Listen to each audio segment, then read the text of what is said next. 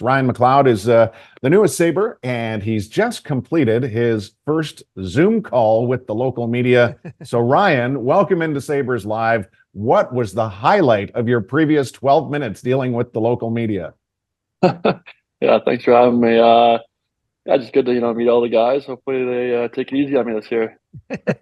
Well, we can start with the hard questions, or we can start with the easy one. You kind of, want us to take it easy. What was that phone call like? And obviously, it's been, a very emotional end of the season, going all the way to the Cup final. But getting that phone call and probably hearing the excitement from Kevin Adams and Lindy Ruff and the organization having made that trade for you and wanting you to come in and be a big part of this team. Yeah, I kind of talked to my agent before, and he let me know. And I was a little shocked at the start, just kind of whirlwind of after the season. But after talking to Kevin and Lindy, it was super excited. I think this team's really trending in the right direction, and I'm excited to be a part of it. How quickly do you get into specifics, i.e., role with the general manager and the coach upon an acquisition like this?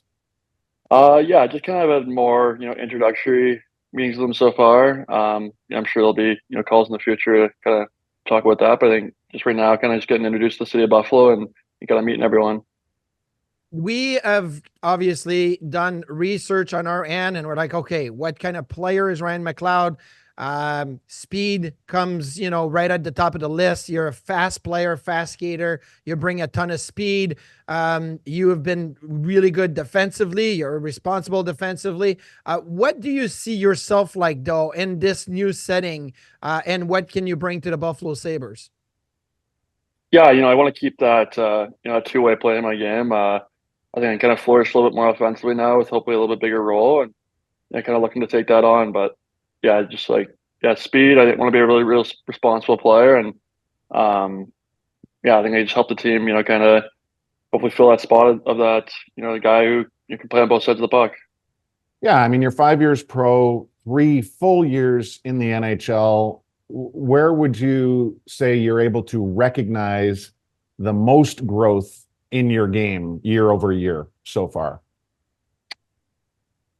Yeah, I think just, you get confident as you get older and you kind of, learn the game a bit more, learn the league, and, still learning, still lots to learn. And, every day I'm kind of trying to just get better, a little bit better. And, I think what I can get better at now is just, still my offensive game, getting to the net more, shooting more pucks, I think shooting to score more.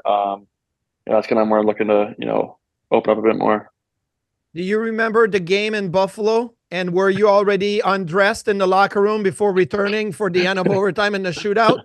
Yeah, I think I had my skates pretty much undone, so I had to throw them back on to go for the last 30 seconds of overtime when I knew I wasn't going to go on the ice anyways. But yeah, no, I think a couple of guys on our team were already eating chicken wings and stuff in the room, and yeah, it was pretty funny. But we came out and we obviously lost again, so it's kind of a tough bounce. Well, now you can say that you're on the other side. You got 2 wins on that one. So yeah, exactly. It's funny, and I always appreciate the honesty, and it's not even self-deprecating. Like it's your awareness, and this is not just you. This is any player that typically plays with superstar players. They know which 3 guys are always going to be out on the ice in overtime, right? But that being said, you have played with Connor McDavid and Leon Draisaitl as teammates in the last few years. So how often did you find yourself on the ice with one or both of them? And what is your takeaway from playing with such high-skilled players? Yeah, it's pretty special to start your career with those 2 guys. Yeah, I don't know. They're so amazing. They do everything so well. They're so dynamic with the puck. You could be out of a game completely, and then Connor Leon gets the puck and they go down and just make something happen. They score and we're right back in, and they get another one right away. They're truly game breakers, and I think they're the two top centers in the league right now. So that was a lot of fun to play with them, and you could. As much as you could learn from them, it's they obviously play the game such a different level than everyone else, so you can't really you get a little bit of tips, but they're kind of on a different level. That it's tough to take too much away from their games. Yeah. Okay, so 2 years ago, or 3 years ago, conference finals, last year, Stanley Cup finals. So if you, let's say I'm Rasmus Dahlin and I come up to you and I said, hey, Ryan McLeod, nice to meet you. I'm Rasmus Dahlin. And what's the difference in the playoffs? You played in 56 playoff games in 4 years.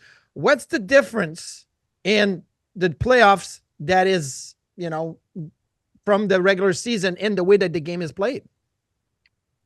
Yeah, it's a lot tighter defensively, especially. I think in the regular season you can get away with kind of cheating for offense, and you can outscore teams to win games. But I think in the playoffs you really got to play hard D, and it's one play changes the whole game, changes the series. So it's a really big detail game there, and it's just you can't really make many mistakes, and I think that's the biggest thing that you kind of learn going through the playoffs for a couple of years. It's the mistakes that you make that really hurt you. Your Oilers special teams obviously have been a huge talking point for years based on the success rate of the power play. Some would believe this to be, or they would see it as hard to believe, but the Sabres had a slightly better penalty kill than the Oilers in the regular season before your penalty group took off and almost rewrote the record book at over 94%, going all the way to the end in the Stanley Cup final. How did that transition happen?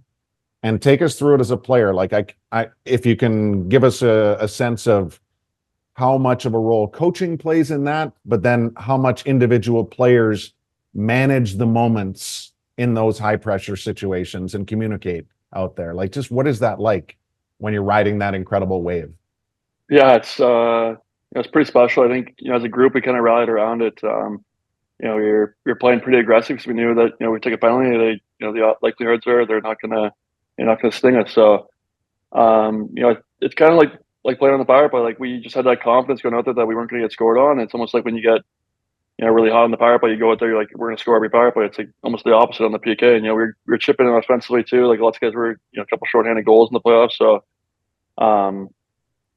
we had a great coach there, Mark Stewart. He was really dialing us in on the PK, and I think more so just the guys going out there and doing it, and they were we were willing to block shots. We were skating well. We were defending the line, and I think we just really clamped down on our details, and it paid off.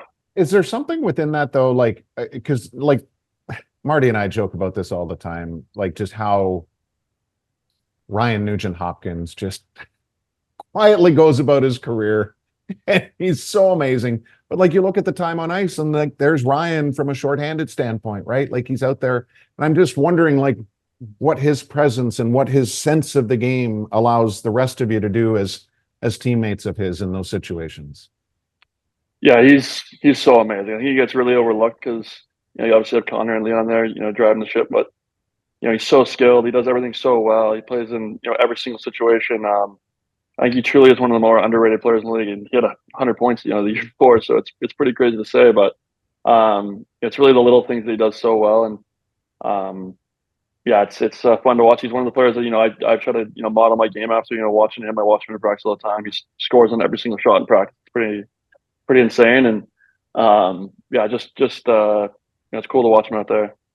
I know we only have a few more minutes, and I've got a million things in my mind. Number one, any friends, people on the Sabres, players that you've maybe across paths or know from off ice? 2, how'd you lose your chicklets? 3, any personal things we need to know about you? Dogs, cats, family, whatever. Like, need to know more about Ryan McLeod.